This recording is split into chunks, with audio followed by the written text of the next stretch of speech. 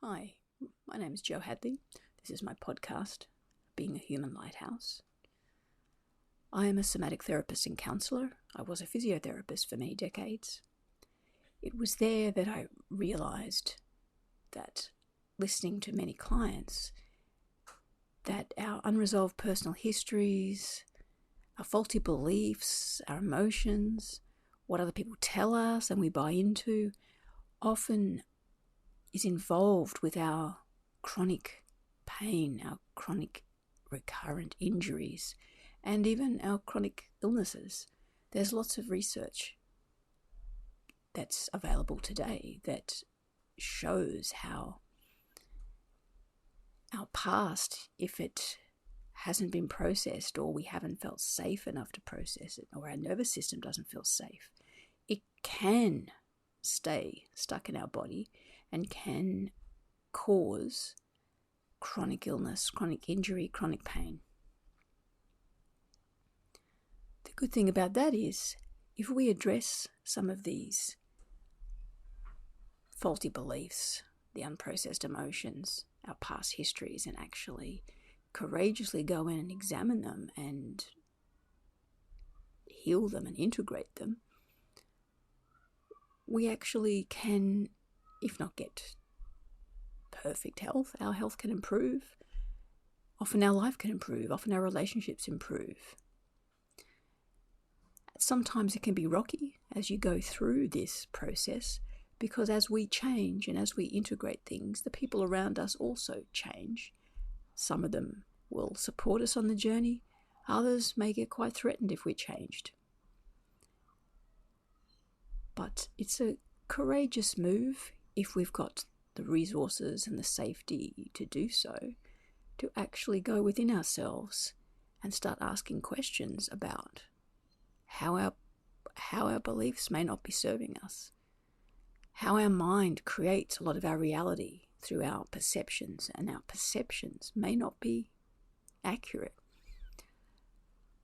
It's really obvious to see that each of us perceives life, the same world, in a different way.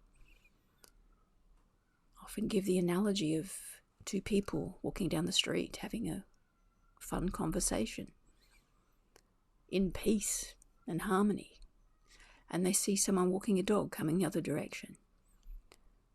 The first one may look at the dog and think, oh my God, what a beautiful dog. The second one can look at the dog and go into terror because they've been bitten or had some previous bad experience. This is a really simple way to highlight how our perceptions of the same event can create completely different reactions within our body and completely different responses. And it shows really clearly how what's happening triggers emotions, and our emotions trigger biochemical, bioelectrical reactions. So by going within and addressing these, we're getting closer and closer to what I call, and many call, our inner wisdom, our inner voice, our true essence. It's the part of us that is whole, the part of us that's perfect. If everything in our life was perfect, that would be the version of us that shows up. This is the part of us that knows how to heal our bodies. And it's when we get blocked to this access with fear, anxiety, and other faulty beliefs, if that access gets blocked, then this innate wisdom and healing ability, it can still work, but it may not be working as efficiently. Also, on the journey to finding our inner wisdom and our inner essence, it often changes how we see the world. Our consciousness and awareness levels change, and as we let go of old faulty beliefs, we start to get higher perspectives and see things differently. Again, two people can be looking at the same situation and have completely different ideas and opinions on it. A little look around at the world at the moment, especially looking at how people have such polarized political opinions, and they're still looking at the same world, but they can have such different points of view. So perceptions are not truth. Opinions are not truth. So it's about getting to our inner wisdom to see what our particular truth is, what's true for us. And when we get to that inner wisdom, we may find we change our beliefs, we change our behavior, change our opinions. We may not. But if we're operating from our inner wisdom and our true essence, usually everyone around us feels it as well, because it changes our nervous system and we're working from a more calm state. And as we're broadcasting that bioelectrically, others pick that up. So when we're in our own inner wisdom and our own inner truth, we're usually much calmer. We don't have to force our opinions on anybody, but we can believe what's true for us, knowing that what we believe today can change tomorrow. Nothing's really set in stone. So on this inner journey, I was talking last week about how as you start to go within, everything starts to change. You change one thing in your life, everything can change. And I have made quite a bit of progress, yet I realized that I was still holding on to some aspects of security and safety. And when I realized that, the universe decided to whip the rug out from underneath me and pretty much force me to confront all these areas of my life that I'd been subconsciously just holding on to or just keeping nearby in case of emergencies or a sense of security, because I didn't really trust that stepping into the unknown and truly 100% trusting my inner essence would be truly safe enough. So I realized that I had some of my own doubts about what I was searching for. So the universe, as I've spoken about and written about before, as it whipped the rug from underneath me and has dismantled a lot of everything that I was thinking was my security and safety in this world. It's kind of like my old hometown of Brisbane was facing a cyclone this week with destructive winds and rain, and I have to see the analogy is very similar to, it's like the universe has set these almost destructive forces to blow down and blow away all my faulty beliefs and faulty perceptions and the parts of my life I thought were safe and secure and made me feel safe and secure, even though I was walking down this path of a spiritual quest, trying to understand science and spirituality. And I was made to realize that I still had one foot firmly left back in the past, trying to just make sure if I was wrong, I still had some space to go back to pretty quickly. Now I don't. I think I wrote last week about some Joseph Campbell quotes, and there's one about, you're on your own path when there is no path in front of you. You're creating your own.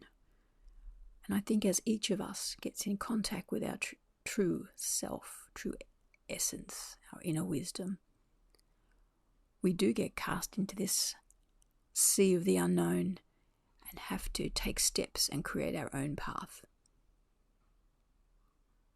I think each of us has our own path. We may be similar, we may be walking side by side, but each of us, it's individually, uniquely our own. The theme of the week with some different spiritual teachers I listen to, even with a group I work with during the week and we collaborate with, it just seems the theme of the week was like tearing down or deconstructing and then building back up and reconstructing. And so it made me realize that a lot of us are going through the same process of having things that are familiar torn away or dissolve, and we have to then get used to something new and unfamiliar. And even if it's better, it can be very scary. And this is where most people run back to the old and familiar. I have done that myself, but this time there's no turning back. So I do believe that the explorers of the present are not people who climb mountains or dive deep under the sea, but the ones that are going deep within themselves to explore the infinite universe that's within us. In the work I've been doing lately, maybe even inspired by my month of Ho'oponopono, I've had a lot of synchronistic, interesting YouTube shows recommended to me and I've listened to. Some that have really just given me some great basic understanding. I wouldn't say understand. Maybe I should not say understanding, because it's like I knew this stuff before, but it's like I see it on a deeper level about beliefs and faulty beliefs and how our world is constructed by our mind and how we see things. And I recognize that as my old familiar safety mechanisms are dissolving, it's terrifying for my mind because it's got nothing to hold on to. And what is there now is just so expansive and open and free, there's nothing to really hold on to. And this is the way it's meant to be, with letting go of the limited and stepping out into a more expansive world where we can be more in tune with ourselves and create the life we desire in our hearts. I understand the theory really well, because if each of us gets to our inner wisdom and then lives from that space, we're not going to hurt other people. We're not going to want to do things for selfish or nasty reasons or financial gain at the expense of others. We're going to actually be more win-win. We may be very abundant financially. We may be very successful, but not at the expense of others. If you're living from your inner wisdom, you're usually going to be doing work that lights you up.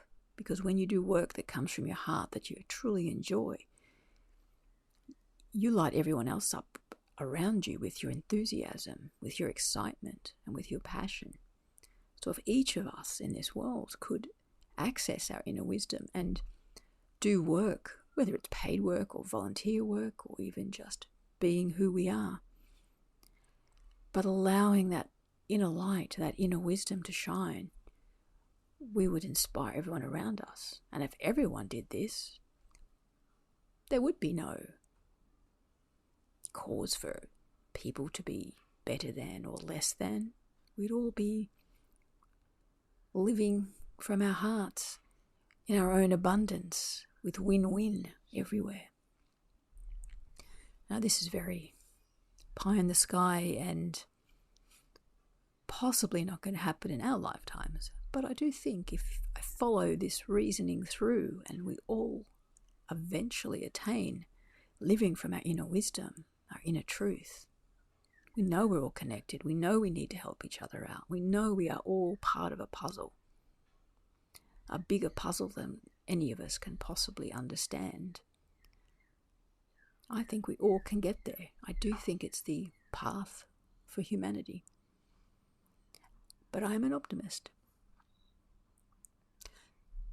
So I continue to walk through the dark and get terrified at times because I have nothing familiar to cling to. And sometimes get terrified because I think, well, what if it doesn't work? Or what if I'm not going in the right direction? But I know that no matter which direction I go in or anyone goes in, we eventually get to the right place. Even if we have to do a few circles or go the long way round. All paths lead to the same thing. All paths are going to lead us inwards into ourselves, into our inner wisdom. And when we are all living from inner wisdom, then the world will be united and one. That's my dream, my hope, and the potential I can see from following a lot of the consciousness science and a lot of the spirituality and information that is being understood now. I will say it's very challenging to find beliefs that are just limiting and to let them go. It can be very challenging. Theory is definitely easier than the practice. But I have a willing heart to keep challenging my faulty beliefs and my limitations. And even though I do recognize I still have a little controller or a pattern or an inner child that is still holding on terrified, I'm compassionately just allowing that part of me to be there and just taking one step at a time and letting it go gradually and gently in its own time. So I will just finish off again, as I usually do, with a bit of a mini healing meditation.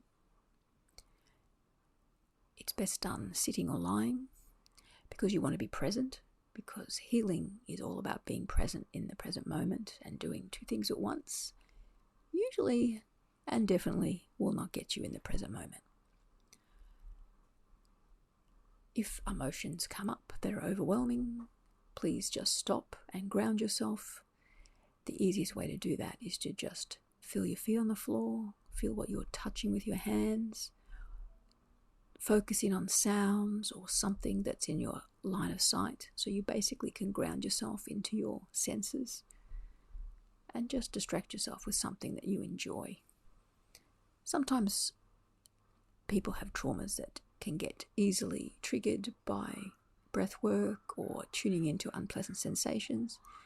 It's really good if you've got the resources and safety and understanding of what's going on, but if you don't have that safety or ability to be supported, it's good that you stop and just ground yourself in your five senses, or even just feet on the ground. What do you feel the ground beneath your feet? Listen to the sounds around you. That said, I invite you to just notice where you're sitting. Notice how you're supported by the chair. And be aware that that chair, at some point, almost manifested out of thin air because someone had to imagine creating the chair that you're sitting in. And from that imagination, they had to make it. Which is very much like making something out of thin air. So just be appreciative of the chair you're on, the bed you might be lying on. Just notice how it's supporting your body. Feel your feet on the floor. You can wiggle your toes. If it's okay to do so, you can imagine roots growing from the soles of your feet to the center of the earth, really grounding you into the material world.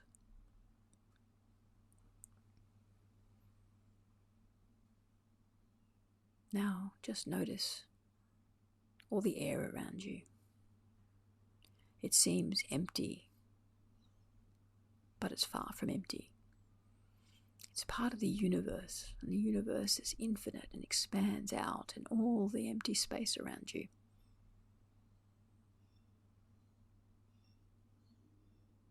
And connect yourself into this universe by imagining a cord going from the center of your skull and extending out, upwards and outwards, till it plugs into the center of the universe. So now you are connected above to the universe and below to the earth. You're a bridge between the two. And as you sit there, just imagine you're breathing in and out, low and slow, and filling up every cell in your body with all the infinite wisdom and abundance from the universe. And as you breathe out, just let go of everything that no longer serves you. You breathe in all the healing energy from the universe, and breathe out every pattern and faulty belief that you're ready to let go of.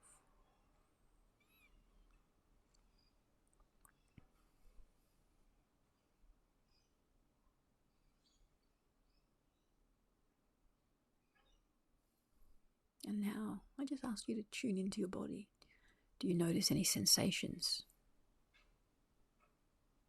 Just be curious and non-judgmental, even if they're unpleasant. Just notice them. Just the witnessing of these is the important bit, especially with non-judgment and curiosity. If it's unpleasant, it's often some of these unresolved emotions or faulty beliefs that we have stored in our body. So by releasing them and witnessing them without trying to judge them or change them can actually be healing. Noticing them can often be how they just integrate and no longer cause problems. So just be curious of any sensation you feel, whether it's neutral, whether it's pleasant, whether it's unpleasant. And if you can't feel any areas of the body, if they're numb, just be okay with that as well. Just be curious. It's okay not to feel different areas. Sometimes that's the safest thing for your body, is to be numb. So it's okay. Just be aware and notice and allow it to be the way it is.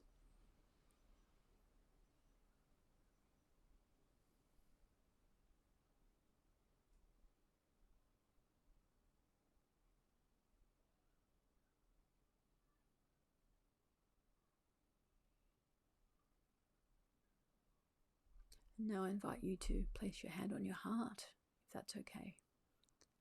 And just breathe in and out, low and slow, in and out through the heart area. This activates the largest bioelectrical field in the body, which emanates from the heart.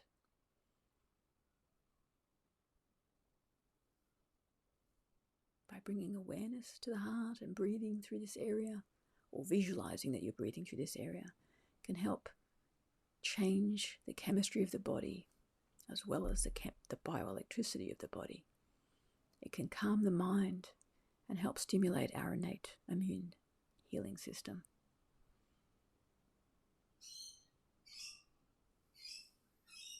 As you do your low and slow breaths in and out through the heart area, just breathe in the wisdom of the universe and just feel what it would feel like in your body if you were actually living the life from your highest self. If there were no limitations or no issues in your life, who would you be? What would you be doing? Who would you be with?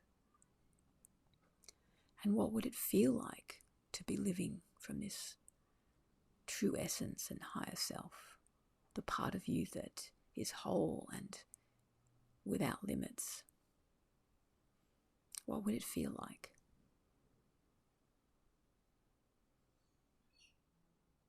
Would it feel expansive? Would you feel peace? Would you feel joy? Would you feel excitement? Would you feel compassion?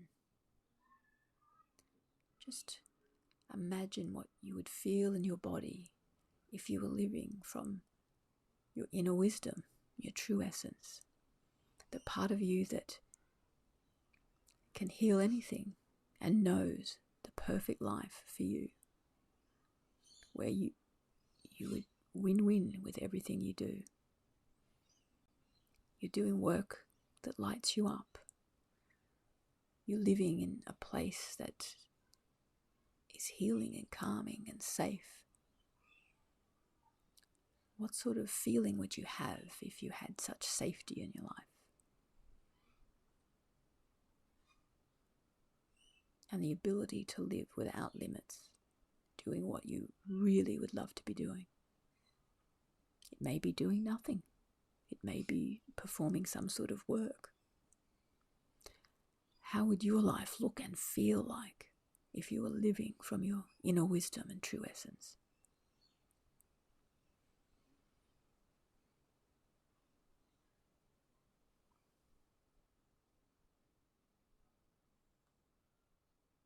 Even if it's difficult to imagine how it would feel, even just a tiny attempt at feeling the expansiveness and the openness and the abundance that would accompany such an achievement of living from your inner wisdom. Just even being willing to wonder what it would feel like is enough to activate your own inner guidance, to start guiding you towards this part of yourself that is there for all of us, but is often blocked by our beliefs and other unprocessed histories. What would it feel like if all these issues just fell away or resolved, and we were left with our inner essence, true self? Can you glimpse what that would look like and feel like?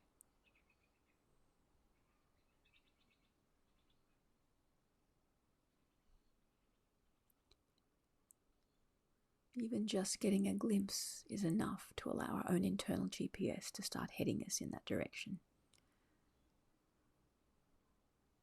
Often we just stay focused at the level of the problem, but we have to know where we'd rather be and what it would feel like to be somewhere else.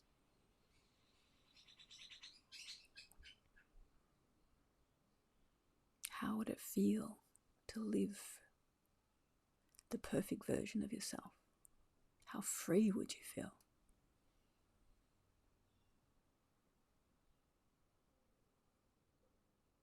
So as this meditation comes to a close, I just invite you to just take a couple more slow, deep breaths and just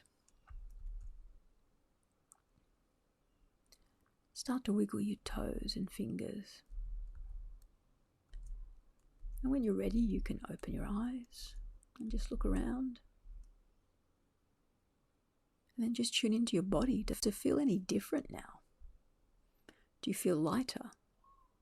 Do you feel inspired? You might feel heavier. Do you feel more anxious or less anxious? How does it feel different to when you started this?